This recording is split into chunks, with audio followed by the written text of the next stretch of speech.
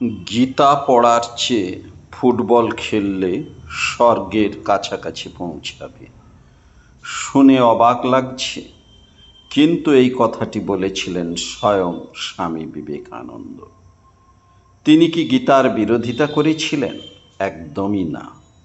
তিনি বলতে চেয়েছিলেন, দুর্বল, ভীরু, কর্মহীন মানুষ ধর্মের গভীর সত্য উপলব্ধি করতে পারে না।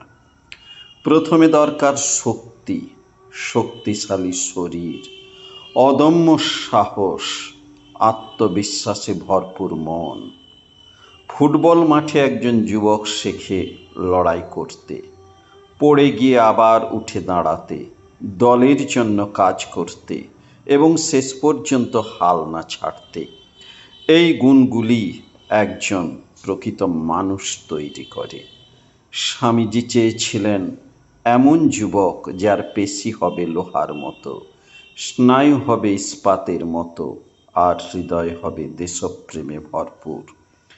তাই তিনি বলেছিলেন, শক্তি জীবন, দুর্বলতাই মৃত্যু।